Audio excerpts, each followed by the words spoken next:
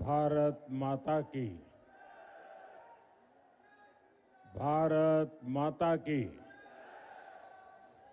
भारत माता की।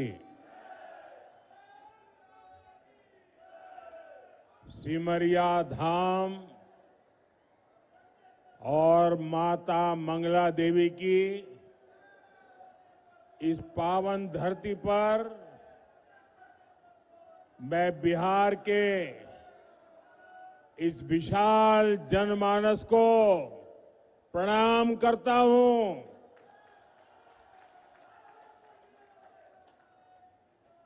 हम तोहरा सबका प्रणाम करे छियो।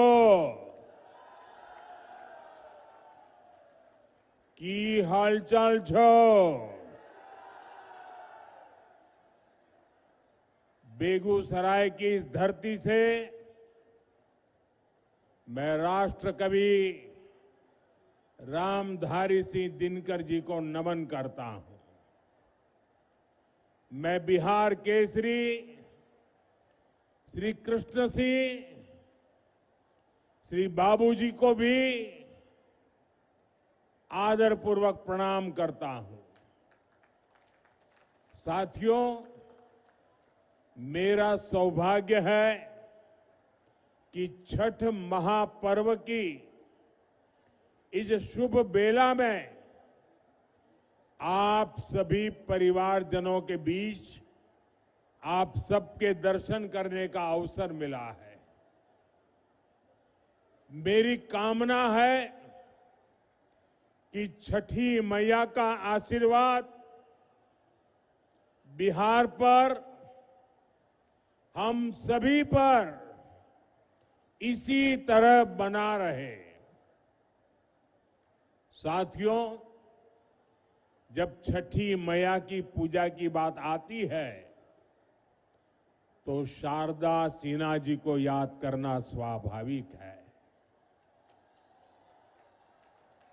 और शारदा जी तो बेगूसराय की बहू थी। हमारी सरकार को उन्हें पहले पद्म भूषण और इस वर्ष पद्म विभूषण से सम्मानित करने का अवसर मिला।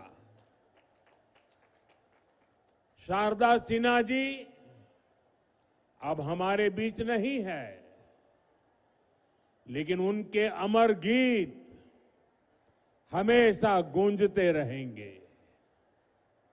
मैं शारदा सिन्हा जी को विनम्र श्रद्धांजलि अर्पित करता हूं। साथियों, आज बेगूसराय की ये धरती एक नए उत्साह से भरी हुई है। यहां नौजवानों का जोश है, बहनों बेटियों का भरपूर आशीर्वाद है। ये सिर्फ जनसभा नहीं है, ये बिहार के सपनों का, नए संकल्पों का मेला है, मेला। और इस जनसभा का पूरे बिहार को संदेश है, फिर एक बार एनडीए सरकार, फिर एक बार, फिर एक बार, फिर एक बार, फिर एक बार सुशासन की सरकार। साथियों, आपने हमेशा मोदी पर भरोसा किया है, नीतीश जी पर आशीर्वाद बरसाया है। एनडीए के लिए आपका यही प्यार, आपका अटल विश्वास अब विकास को, विकास के नए दौर की तरफ ले जा रहा है। कोई कल्पना कर सकता है कि अभी दिवाली को गए 2 दिन हुए हैं, और छठ मैया का बहुत बड़ा त्योहार कल शुरू हो रहा है और इस बीच मैं लाखों माताओं बहनों को यहां देख रहा हूं। ये अपने आप में मेरे लिए तो एक बहुत बड़ा सुखद आश्चर्य है। मैं सोच नहीं सकता हूं कि बिहार हो, छठ मैया का पर्व कल हो और आज हमें आशीर्वाद देने के लिए ये महिलाएं, माताएं, बहनें, बेटियां, जहां मेरी नजर जा रही है, माताएं, बहनें मैं देख रहा हूं। आप हमें आशीर्वाद देने आए हैं, ये हमारी बहुत बड़ी शक्ति है।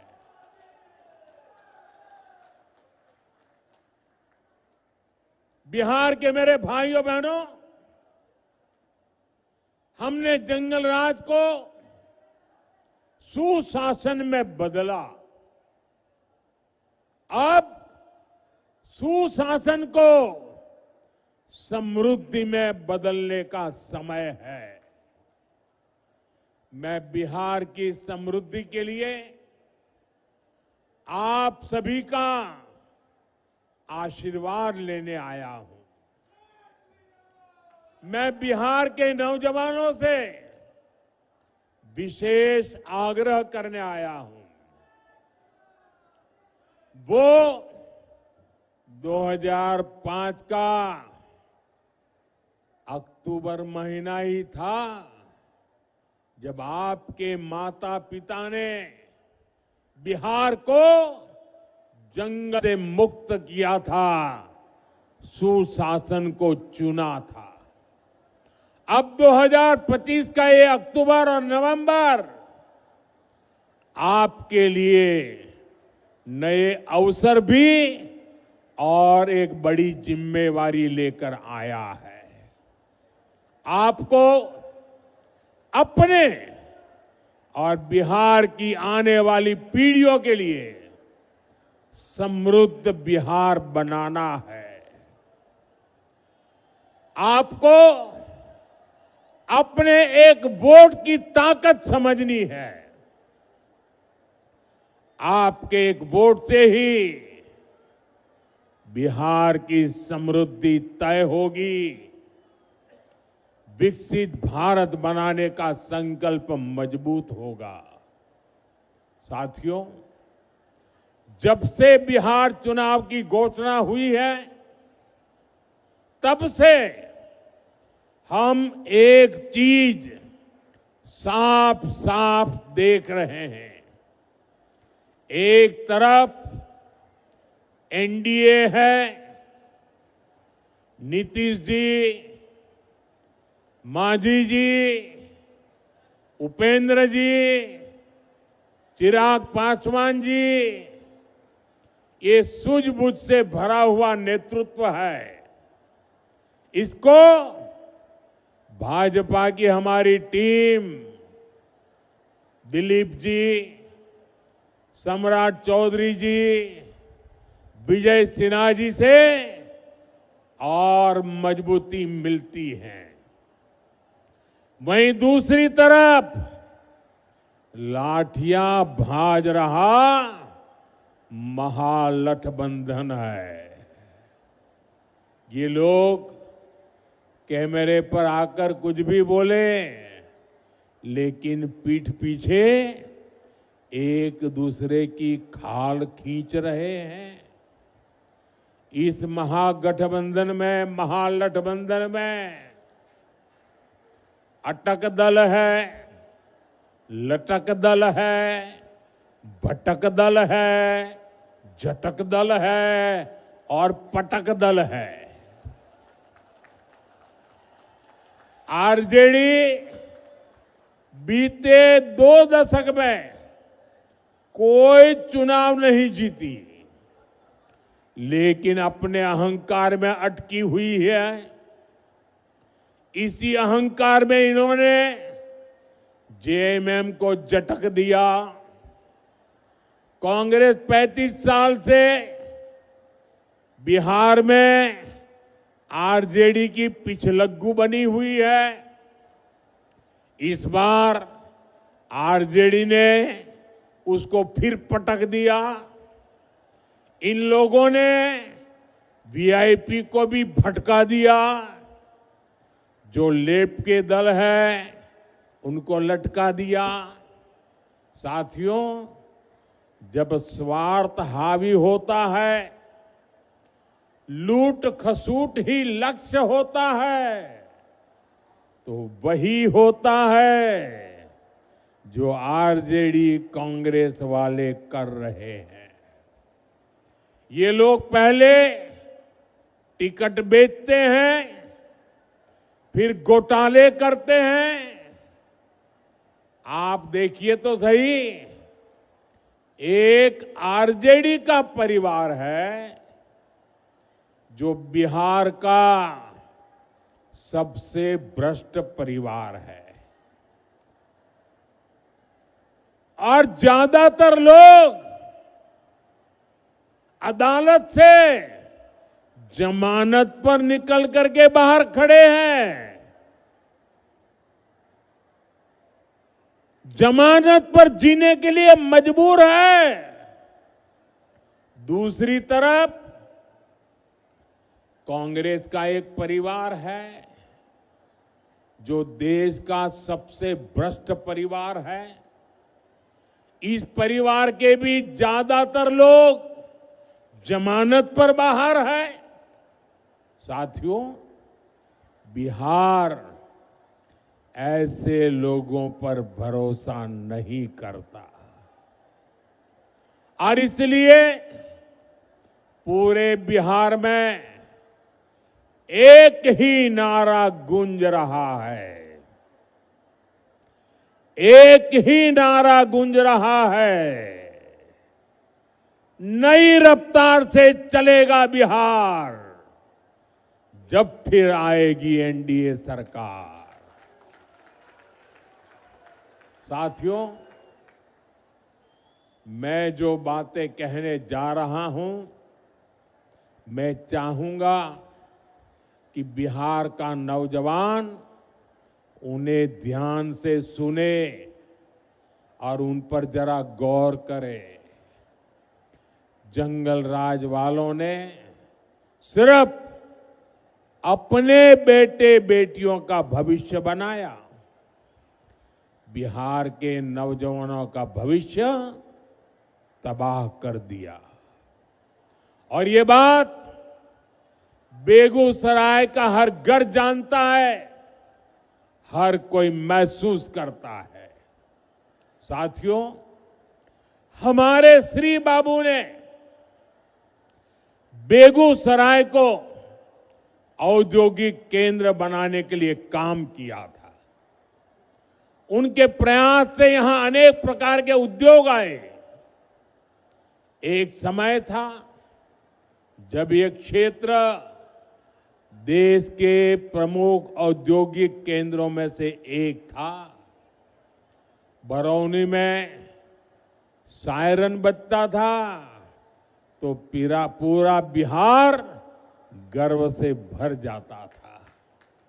60 के दशक में यहां रिफाइनरी लगी, फर्टिलाइजर फैक्ट्री बनी, बिजली का कारखाना लगा, यहां नौकरियां बनी, उम्मीदें जगी, चहल पहल होने लगी। लेकिन फिर क्या हुआ? फिर जंगल राज आ गया। धौंस, धमकी और डर का वो काला दौर जिसने बिहार के उद्योगों पर ताले लगा दिए, फैक्ट्रियों को बंद कर दिया, निवेशक भाग गए। ये ताले फैक्ट्री पर नहीं, आपके भविष्य पर ताले लगा दिए थे। जंगल राज ने सिर्फ कुछ फैक्ट्रियां बंद नहीं की, बल्कि बिहार के नौजवानों के भविष्य को अधर में लटका दिया था। बरौनी, बेगूसराय को एक सदी पीछे धकेल दिया। जिस आरजेडी ने बिहार को पलायन का अभिशाप दिया, उसके नेता आज बड़ी बड़ी बातें करते हैं। साथियों, एनडीए सरकार के लिए विकास सबसे बड़ी प्राथमिकता है। हम जानते हैं कि जब औद्योगिकरण होगा तो नौकरियां भी आएगी। इसलिए हमने सबसे पहले बिहार को जंगल राज से मुक्त किया। जब बिहार में कानून का राज लौटा तो उद्योगों के लिए भी माहौल बना। 2014 में डबल इंजन की सरकार बनने के बाद इसे और गति मिली। आज आप देखिए, हमारा बेगूसराय न सिर्फ अपने औद्योगिक पहचान वापस पा रहा है, बल्कि देश का एक बड़ा इंडस्ट्रियल हब बनने की तरफ आगे बढ़ रहा है। बरौनी का खाद कारखाना जंगल राज में बंद पड़ा था। हमने ठाना कि इसको फिर से चलाना है और इसके लिए गैस की जरूरत थी। गैस बिहार में थी नहीं। गैस पहुंचाने के लिए हमने पीएम ऊर्जा गंगा योजना बनाई। हजारों करोड़ रुपए लगाए। पश्चिम बंगाल से बिहार के लिए गैस पाइपलाइन बिछाई ताकि बिहार के नौजवानों को रोजगार मिले और किसानों को पर्याप्त खाद मिल सके।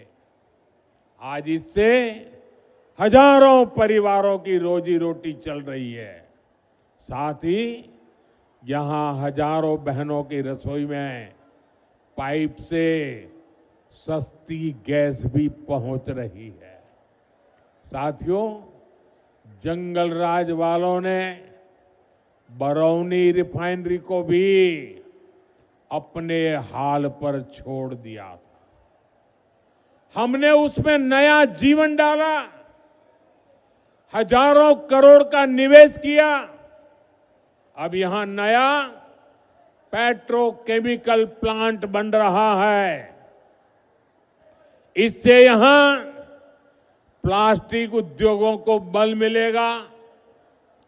छोटे और लघु उद्योग लगेंगे। युवाओं के लिए हजारों नए रोजगार बनेंगे। बरौनी डेयरी के विस्तार से हमारे पशुपालकों और किसानों की कमाई बढ़ रही है। अब बेगूसराय एक टेक्सटाइल हब भी बनता जा रहा है। कई कंपनियां यहां कपड़ा बनाने की फैक्ट्रियां लगा रही है। बेगूसराय में एक के बाद एक मल्टी ब्रांड शोरूम खुलते जा रहे हैं। बड़ी बड़ी कंपनियां यहां आ रही हैं। बड़ी बड़ी गाड़ियों के शोरूम यहां खुल गए हैं। अच्छी बिजली सप्लाई ने यहां के उद्योगों को नई ताकत दे दी है। और इतना ही नहीं, मुझे कोई कह रहा था कि मिठाई की इतनी ज्यादा दुकानें खुल गई है कि पूछो मत। साथियों, नीतीश जी के नेतृत्व में बीते सालों में करीब 50 लाख रोजगार बिहार में बने हैं।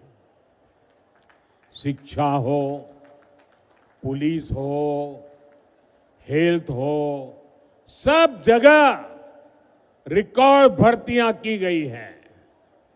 आने वाले 5 सालों में इससे भी अधिक रोजगार बने, ये संकल्प लेकर हम चल रहे हैं।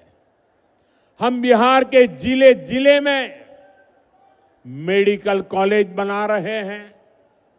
यहां बेगूसराय मेडिकल कॉलेज पर भी काम चल रहा है। गांव गांव आयुष्मान आरोग्य केंद्र बन रहे हैं। इससे doctor, nursing staff, paramedical staff, ऐसे अनेक रोजगार बनेंगे। साथियों, आपको याद रखना है, आरजेडी कांग्रेस का नाम सुनते ही ये निवेशक भाग जाते हैं। जो नौकरी का लालच देकर गरीब का खेत अपने नाम लिखवाते हैं, ऐसे लोग नौजवानों को कभी नौकरी नहीं देंगे।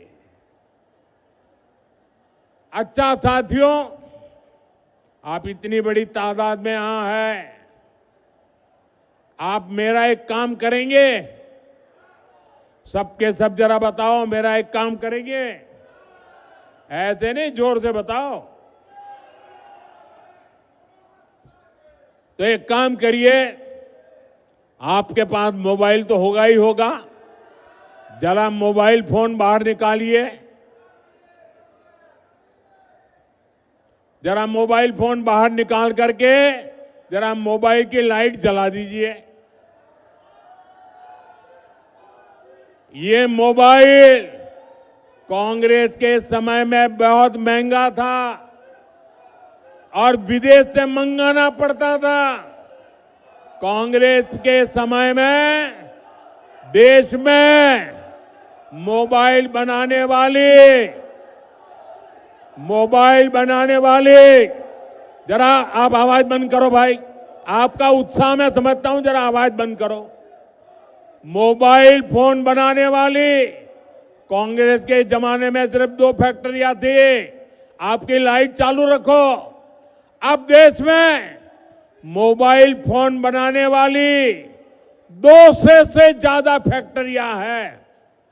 भाजपा एनडीए सरकार की वजह से आज डेटा भी बहुत सस्ता हो गया है।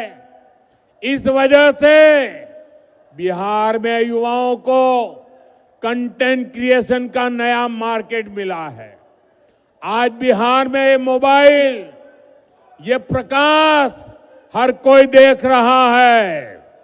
अब मैं आपसे पूछना चाहता हूं, आप मुझे बताइए साथियों, बिहार के लोगों के हाथ में जब इतनी रोशनी चमक रही है तो बिहार के लोगों को लालटेन की जरूरत है क्या?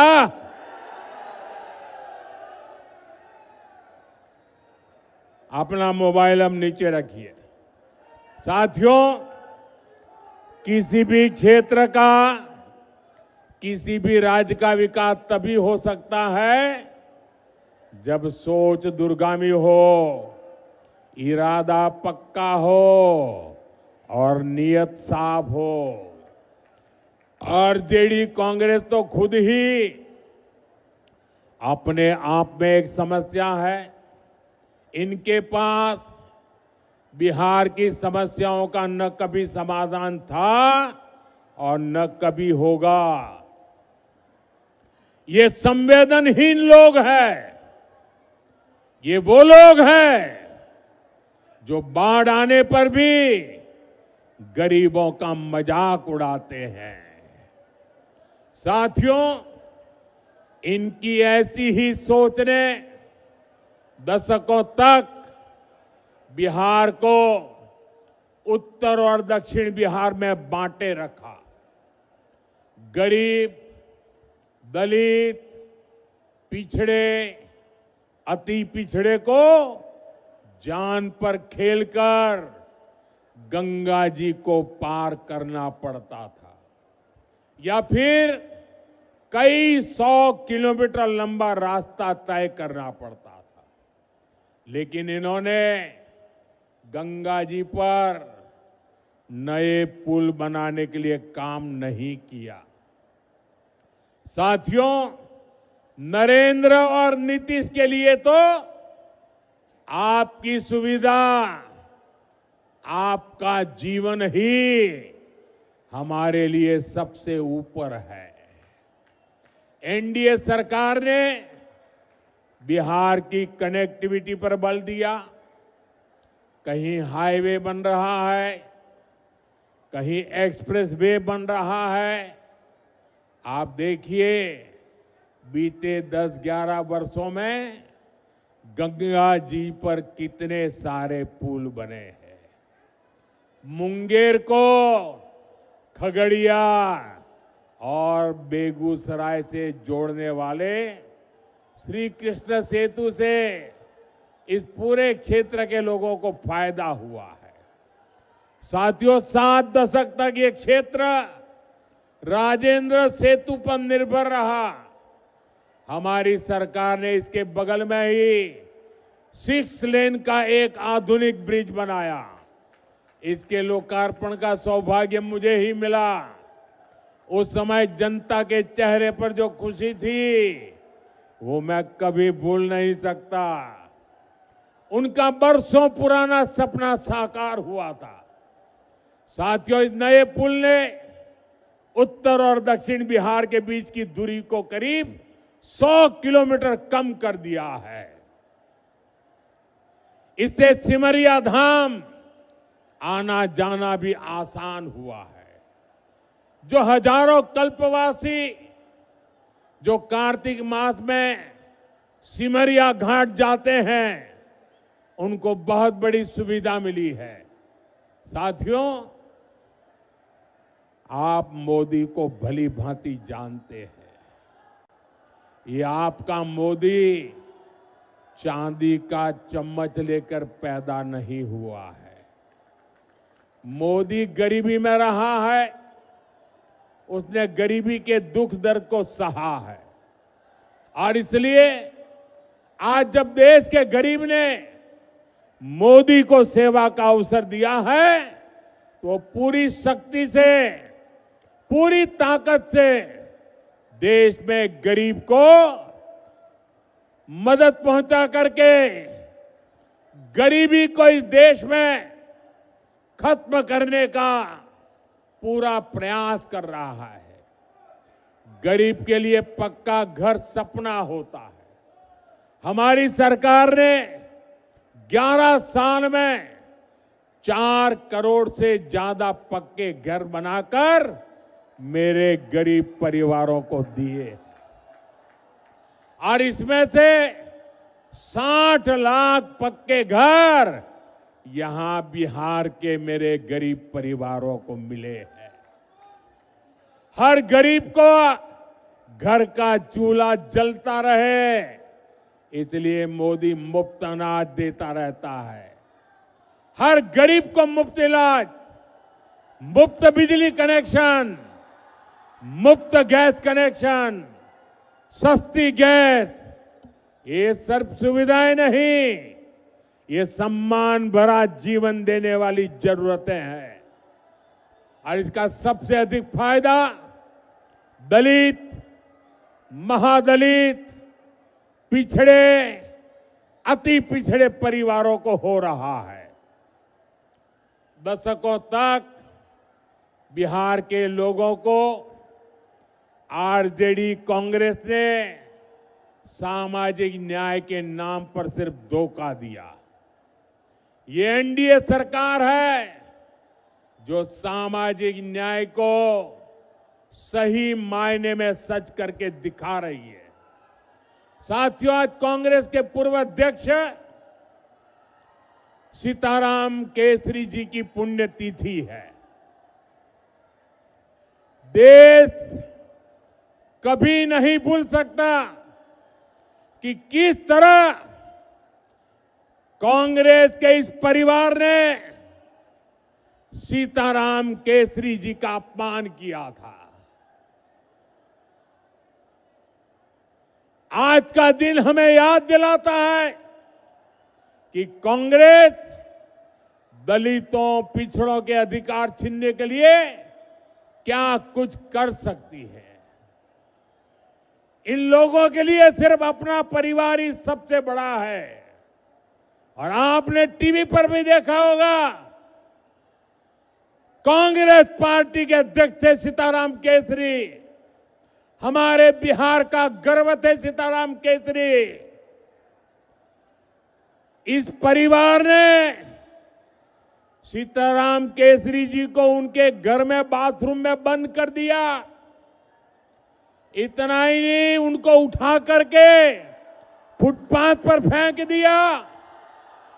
और सीताराम केसरी के पास जो कांग्रेस का अध्यक्ष पद था, इस परिवार ने उस अध्यक्ष पद की चोरी कर ली।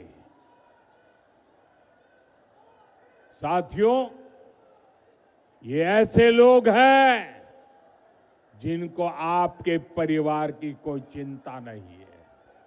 साथियों, बिहार की नारी शक्ति जंगल राज की सबसे बड़ी पीड़ित रही है।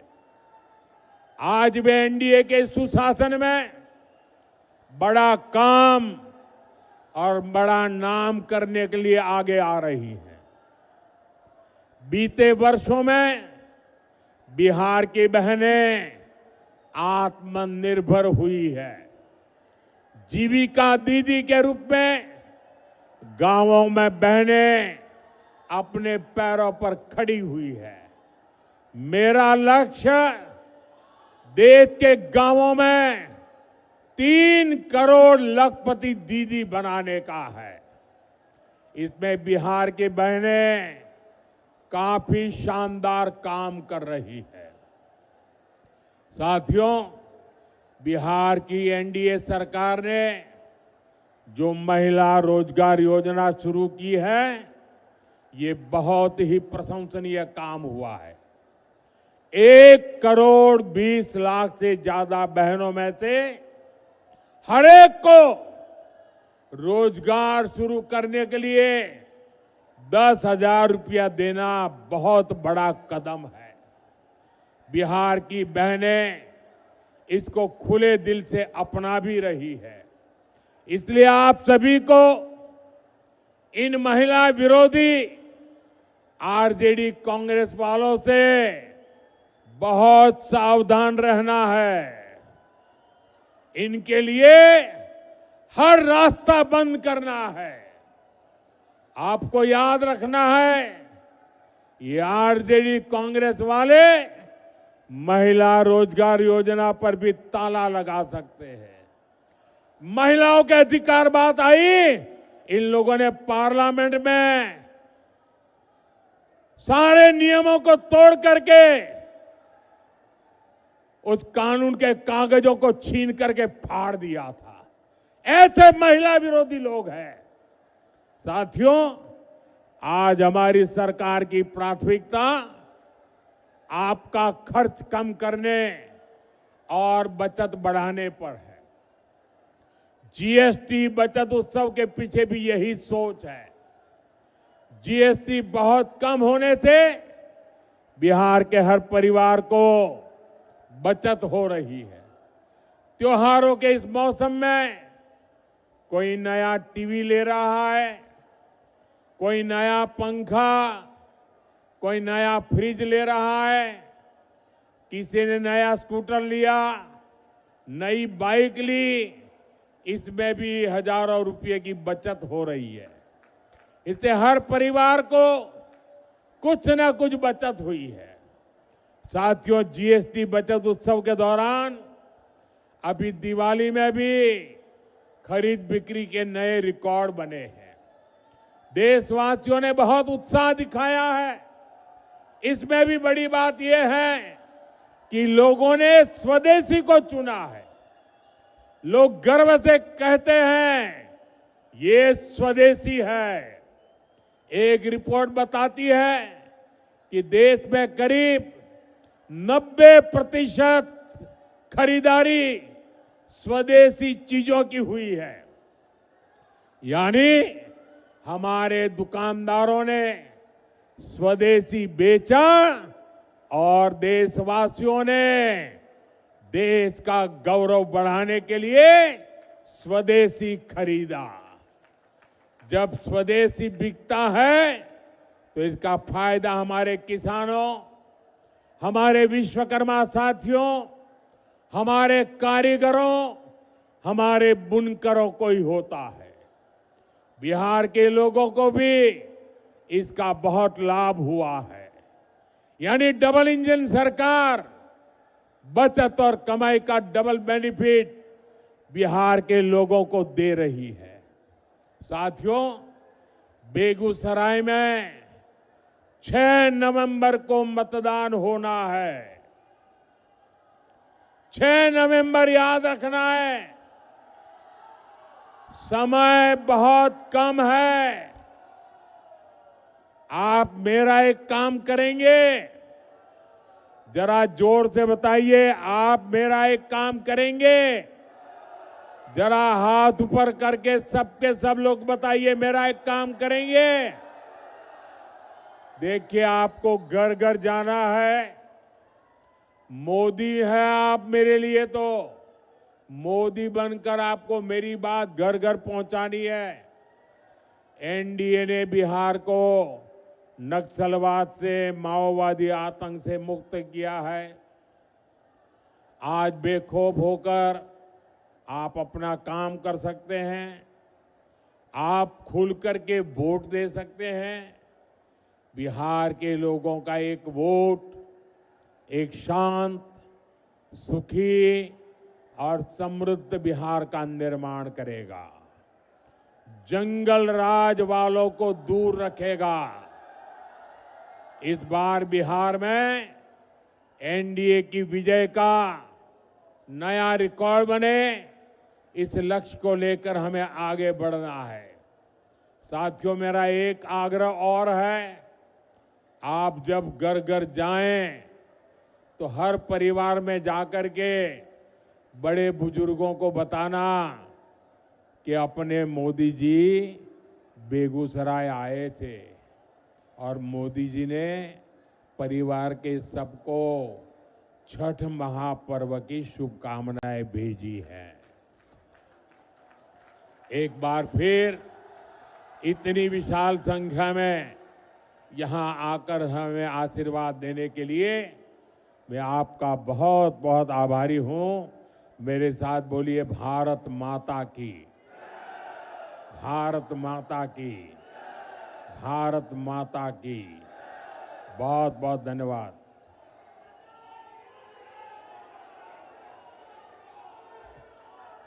जो चुनाव लड़ रहे हैं वो उम्मीदवारों से मेरा आग्रह है, जरा आगे आ जाइए। जो चुनाव लड़ रहे हैं वो आगे आ जाएं। सब एक कतार में खड़े हो जाइए। जरा जगह कीजिए, मैं बीच में आने वाला हूं आपके।